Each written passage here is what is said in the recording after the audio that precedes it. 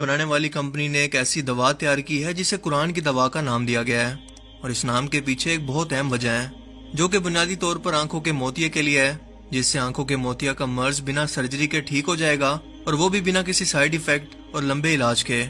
اور آپ کو یہ جان کر حیرت ہوگی کہ اس کا رزلٹ 99% یعنی 100 میں سے 99 لوگ اس کو استعمال کرنے کے بعد اس سے صحت مند ہو چکے ہیں، جسے ایک مصری ڈاکٹر عبد الباسط محمد نے اپنی بہترین ریسرچ سے تیار کیا ہے۔ کیا آپ یقین کریں گے کہ یہ دوا انسان کے پسینے والے غدود سے تیار کی گئی ہے، جو امریکہ اور یورپ کے اندر آنکھوں میں ڈالنے والے قطروں کی میڈیسن کے طور پر رجسٹرڈ بھی ہو چکی ہے۔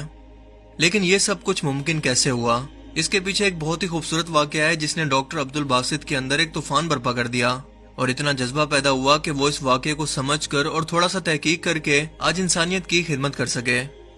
ڈاکٹر عبد الباسط کہتے ہیں کہ ہوا کچھ یوں کہ میں قرآن پاک کی تلاوت کرتے ہوئے ایک صبح سورہ یوسف پڑھ رہا تھا، اور میری توجہ آیت نمبر 84 اور اس کے بعد کی آیت کی طرف ٹھہر گئی، جس میں لکھا تھا کہ حضرت یعقوب علیہ السلام نے اپنے بیٹے حضرت یوسف علیہ السلام کے غم میں رو رو کر اپنی آنکھیں ضائع کر لی، جس کی وجہ سے ان کی آنکھیں بالکل سفید ہو گئی، یعنی کہ ان کی آنکھوں کے اندر موتیا اتر آیا اور ان کی نظر ختم ہو گئی۔ لیکن جب حضرت یوسف علیہ السلام کا کرتا مبارک ان کی آنکھوں کو لگایا گیا تو ان کی آنکھیں بالکل ٹھیک ہو گئی اور نظر واپس آ گئی۔ میں کافی دیر تک سوچتا رہا کہ یہ واقعہ اللہ تعالیٰ کی طرف سے ایک معجزہ تھا جس پر ہر مسلمان کو بنا شک و شبہ اور سوال کے ایمان لانا چاہیے، پر دوسری طرف اللہ تعالیٰ ہر چیز پر غور و فکر کی دعوت بھی دیتا ہے کہ غور کرنے والوں کے لیے میری بہت ساری نشانیاں ہیں۔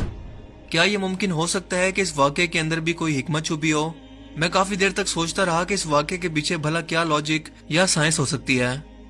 اس پوائنٹ پر آ کر میرا دماغ روشن ہوا اور میں نے سوچنا شروع کر دیا کہ سیدنا یوسف علیہ السلام کے کرتے کے اندر ایسی کیا چیز ہو سکتی ہے جس نے حضرت یعقوب علیہ السلام کی آنکھوں کو ٹھیک کیا؟ ایسی دنیاوی کون سی چیز ہو سکتی ہے جو اللہ کے حکم سے اس معجزے کی وجہ بنی؟ میں نے انسانی پسینہ اور اس کے اندر کون کون سے کیمیکل اجزاء شامل ہوتے ہیں اس پر تحقیق شروع کر دی۔ میں نے 35 افیکٹڈ مریضوں پر اس کا تجربہ شروع کیا، جنہیں یہ دوا میں نے مسلسل 3 مرتبہ روزانہ 2 ہفتوں کے لیے استعمال کروائی، جس کے بعد مجھے 99% رزلٹ ملے۔ یہ میرے لیے بہت بڑی کامیابی تھی، اور اس سے بھی بڑی بات یہ تھی کہ یہ قرآن پاک کا ایک معجزہ تھا۔ اب یہ دوا امریکہ اور یورپ کی کمپنیاں پیٹنٹ نمبر لے کر اس معجزہ کی دوا کو ہر صورت کے اندر ایک بے مثال ایجاد کے طور پر دنیا بھر کے اندر رکھنے والی ہیں۔ اپنے بہترین نتائج اور تحقیق کے بعد ایک سوئس کمپنی کے ساتھ انہوں نے معاہدہ کیا ہے جو کہ اس دوا کو مارکیٹ کے اندر لائے گی، اور اس کا نام ہوگا قرآن کی دوا۔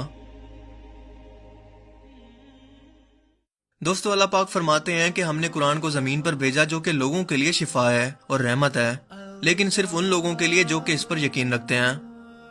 اس قرآن پاک کے اندر کیا کیا معجزات چھپے ہیں ہمیں اس کا اندازہ ہی نہیں ہے، کیونکہ ہم نے کبھی اس پر غور ہی نہیں کیا،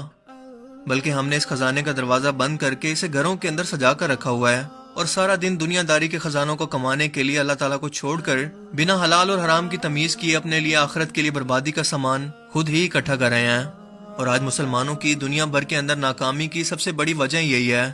کیونکہ اللہ پاک قرآن مجید کے اندر انسانوں کو فرماتے ہیں، جس کا مفہوم یہ ہے کہ ہم نے دنیا و کائنات کے نظام میں اور دن اور رات کے بدلنے میں انسانوں کے لیے نشانیاں رکھی ہیں، مگر صرف عقل والوں کے لیے۔